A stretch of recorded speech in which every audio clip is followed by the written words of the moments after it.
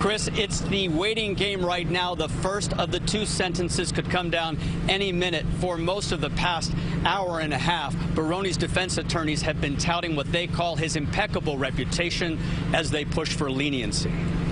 Heading into federal court in Newark with one big question on everyone's minds: will there be jail time?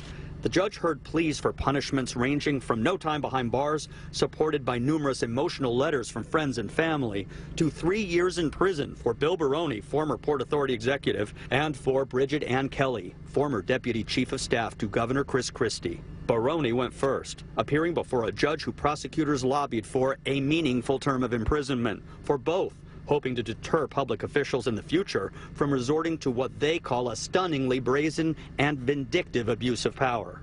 The former Christie allies were convicted of conspiracy, fraud, and violating the civil rights of commuters for their roles in Bridgegate, which prosecutors outlined as the politically motivated closing of George Washington bridge lanes as revenge directed at the mayor of Fort Lee for failing to endorse Governor Christie.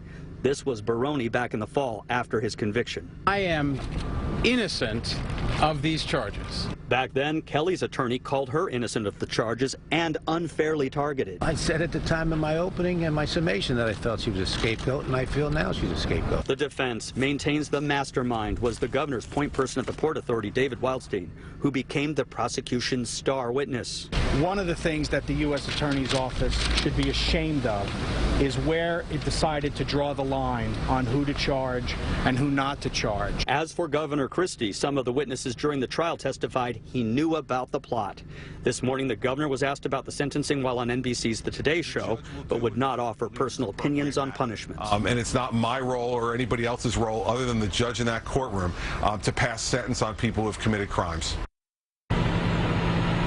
Still waiting on the Baroni sentence. The Kelly sentence will come later this afternoon. There are letters of support for both of them, with dozens of letters that are emotional, some of them, including one from Kelly's own 17-year-old son, Connor, who wrote in part, "Not one part of me believes that she is truly guilty."